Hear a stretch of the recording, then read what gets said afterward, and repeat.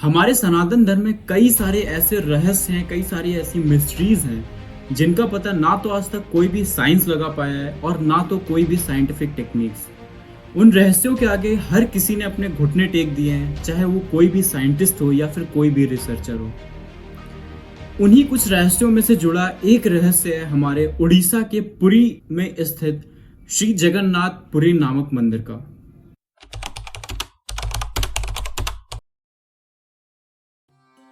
तो इस कहानी की शुरुआत होती है द्वापर युग से, जब महाभारत का युद्ध समाप्त होने के बाद भगवान श्री कृष्ण एक जंगल में एक पेड़ की छांव में विश्राम कर रहे थे। तभी उस जंगल में एक जारा नामक शिकारी आता है। गलती से उस शिकारी की एक तीर भगवान श्री कृष्ण के पैरों पर लग जाती है, जिसके कारण भगवान श्री कृष्ण की मृत्यु हो जाती है। भगवान श्री कृष्ण की मृत्यु का पता लगते ही अर्जुन वहां पर भगवान श्री कृष्ण का अंतिम संस्कार करने आते हैं और पूरी रीति रिवाजों के साथ अर्जुन भगवान श्री कृष्ण का अंतिम संस्कार करते हैं। परंतु भगवान श्री कृष्ण का देह संस्कार करने के बाद पूरी अग्नि में तो भगवान श्री कृष्ण का देह भस्म हो गया था, परंतु वहां पर एक चीज बची हुई थी, जो कि कुछ और नहीं बल्कि भगवान श्री कृष्ण का धड़कता हुआ हृदय था। वह अग्नि में भस्म नहीं हुआ था, जिसके कारण अर्जुन ने उस हृदय को एक लकड़ी के तने में बांधकर समुद्र में प्रवाह कर दिया था। गुप्ता साम्राज्य के समय अवंती के राजा इंद्रद्युम्न, जो कि भगवान विष्णु के बहुत बड़े भक्त थे, एक दिन उनके सपने में भगवान विष्णु आते हैं और राजा के सपने में कहते हैं कि अगर कल तुम सुबह के पहर समुद्र में डुबकी लगाओगे तो डुबकी के दौरान तुम्हें समुद्र में मैं मिलूंगा। और भगवान की बातें सुनकर राजा अगले दिन समुद्र में जाते हैं और राजा भगवान की कही हुई बात की तरह उस समुद्र में डुबकी लगाते हैं। और जैसे ही राजा डुबकी लगाकर ऊपर आते हैं, वैसे ही राजा को उस समुद्र में एक चमकती हुई चीज दिखती है। राजा उस चमकती हुई चीज को देखने जाते हैं तो वो उसी लकड़ी के तने में बंधा हुआ भगवान श्री कृष्ण का हृदय होता है। राजा उस लकड़ी के तने और उस हृदय को अपने महल पर लेके आते हैं और भगवान का मूर्ति बनवाने के लिए कई सारे मूर्तिकारों को अपने महल में बुलाते हैं। परंतु बहुत सारे मूर्तिकार आते हैं और हर कोई भगवान की मूर्ति बनाने के लिए मना कर देता है। कई दिन बीत जाने के बाद एक दिन भगवान विश्वकर्मा राजा के महल में आते हैं भेष बदलकर और राजा से कहते हैं कि मैं आपकी भगवान की मूर्तियां बनाऊंगा, परंतु मेरी एक शर्त है। राजा उस समय कोई भी शर्त मानने के लिए तैयार थे।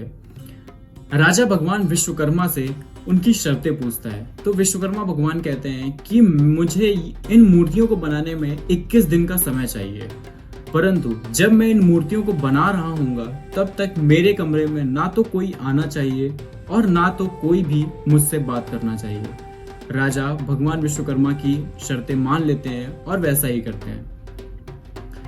भगवान विश्वकर्मा मूर्ति बनाने में लग जाते हैं। कुछ दिनों तक कमरे से मूर्ति बनाने की आवाजें आती हैं, परंतु जब कुछ दिनों में मूर्ति बनाने की आवाजें बंद हो जाती हैं तो अवंती की रानी सोचती हैं कि कहीं वह मूर्तिकार भूख और प्यास के कारण मर तो नहीं गया है।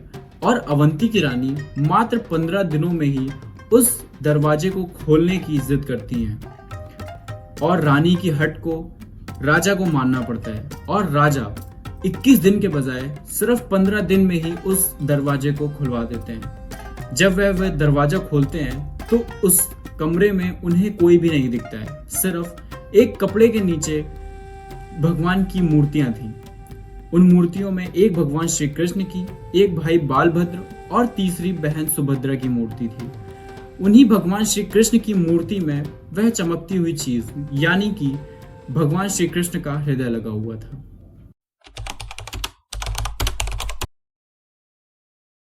यह हार्ट कोई नॉर्मल ह्यूमन हार्ट नहीं है, बल्कि यह हार्ट एनर्जी ट्रांसमिट करता है और यही कारण है कि जगन्नाथ मंदिर में यह तीनों मूर्तियां लकड़ी की बनाई जाती हैं और हर 12 साल में यह लकड़ियों की मूर्तियों को रिप्लेस किया जाता है नई मूर्तियों से, क्योंकि एनर्जी की वजह से यह मूर्तियां खराब होने लगती हैं।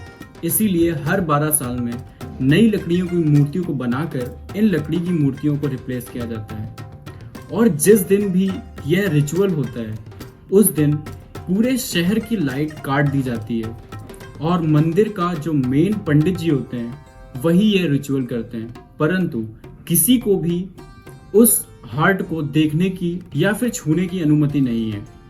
जो यह काम करता है उसकी आंखों में एक मोटा कपड़ा बांधा जाता है और हाथों में मोटे मोटे ग्लव्स पहनाए जाते हैं, जिसके कारण ना तो वह उस हार्ट को देख पाए और ना ही कभी छू पाए।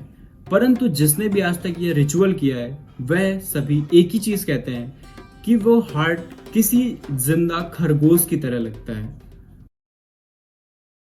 इस मंदिर के ऊपर एक झंडा लगा हुआ है।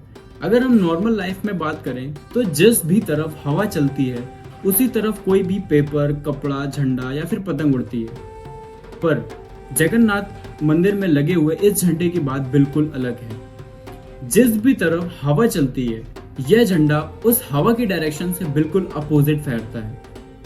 और ऐसा क्यों होता है आज तक कोई भी पता नहीं लगा पाया है। इस झंडे के नीचे एक चक्र है जिसे हम सुदर्शन चक्र भी कहते हैं। उस चक्र का फेस आप कहीं से भी देखेंगे वह आपकी तरफ ही फेस करता हुआ दिखाई देगा। आप शहर के किसी भी कोने से उस चक्र को देखेंगे वह आपकी तरफ ही फेस करता हुआ दिखाई देगा। इस झंडे की एक और खास बात है कि यह झंडा हर रोज बदला जाता है और माना जाता है कि जिस दिन भी यह झंडा नहीं बदला गया उस दिन से यह मंदिर 18 सालों के लिए बंद हो जाएगा। इस मंदिर में हर रोज प्रसाद वितरण होता है और जब से यह मंदिर बना है तब से ऐसा कोई भी दिन नहीं गया है जिस दिन एक भी अन्न का दाना वेस्ट हो या फिर एक भी अन्न का दाना कम पड़ा हो। इस मंदिर में हजारों श्रद्धालु आते हैं रोज और सभी को प्रसाद मिलता है और कभी भी ना तो प्रसाद कभी कम हुआ है और ना ही कभी ज्यादा हुआ है। प्रसाद खिलाने के साथ साथ यहाँ पर प्रसाद बनाने की भी मिस्ट्री सरप्राइजिंग है। अगर हम साइंस की माने तो चूल्हे में जो भी बर्तन चूल्हे के सबसे पास रखा हुआ होता है वही सबसे पहले गर्म होता है और उसी बर्तन का खाना सबसे पहले पकता है। पर इस मंदिर में चूल्हे के ऊपर 7 बर्तन रखे जाते हैं और 7 बर्तन में जो बर्तन चूल्हे के सबसे ज्यादा दूर होता है यानी कि सबसे ऊपर वाला बर्तन वह सबसे पहले गर्म होता है और सबसे पहले उसी बर्तन का खाना पकता है और बाकी बर्तनों का उस बर्तन के बाद। ये कैसे होता है ये तो भगवान की लीला ही जाने। जैसा कि हमें पता है कि कुछ ऐसे जोन्स होते हैं जो कि नो फ्लाइंग जोन्स होते हैं। वहां पर किसी भी एयरप्लेन या फिर कोई भी ऐसी ह्यूमन मेड थिंग्स को जाना अलाउ नहीं होता है। पर क्या हम किसी पक्षी को वैसे जोन में जाने से रोक सकते हैं? नहीं। पर जगन्नाथ मंदिर के ऊपर ना तो कभी कोई पक्षी उड़ता है और ना ही कभी कोई प्लेन।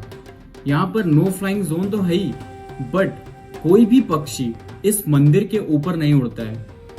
शायद उस मंदिर के ऊपर कुछ ऐसा है जो कि सिर्फ पक्षी ही जानते हैं और कोई नहीं, इसीलिए वह पक्षी उस मंदिर के ऊपर कभी भी नहीं जाते हैं। अगर आप कभी जगन्नाथ मंदिर में जाएं तो देखेंगे कि वहां पर कोई भी पक्षी नहीं उड़ता है। अगर आपको यह वीडियो अच्छी लग रही हो तो प्लीज चैनल को सब्सक्राइब कर लें, क्योंकि मैं ऐसे ही मजेदार वीडियोस आपके पास लाता रहूंगा। इस मंदिर में हर रोज हजारों श्रद्धालु आते हैं अपनी मनोकामना लेकर, परंतु यहाँ दर्शन सिर्फ हिंदू धर्म के लोगों को ही है। किसी अन्य धर्म के लोगों को यहाँ पर दर्शन करने की अनुमति नहीं है। इसीलिए हिस्ट्री में कई सारे ऐसे लोग हुए जो कि जगन्नाथ स्वामी के दर्शन करना चाहते थे, बट उन्हें दर्शन प्राप्त नहीं हुए। जब भी वे दर्शन करने गए उन्हें सिर्फ मंदिर के बाहर से ही दर्शन करवाए गए। मंदिर के अंदर जाने की उन्हें अनुमति नहीं दी गई। इसीलिए कहा जाता है कि हमारे सनातन धर्म में जुड़े हुए कई सारे ऐसे रहस्य हैं, कई सारी ऐसी मिस्ट्रीज हैं जो कि आज की मॉडर्न एज से बिल्कुल परे हैं। और मुझे गर्व है ऐसे सनातन धर्म पर और मेरे सनातनी होने पर। तो अगर वीडियो अच्छी लगी हो तो वीडियो को लाइक करें, वीडियो को शेयर करें और कमेंट में अपनी राय जरूर दें इन मिस्ट्रीज और रहस्यों के बारे में। तो मिलते हैं नेक्स्ट वीडियो में, तब तक के लिए बाय बाय। जय श्री राम, जय सनातन धर्म।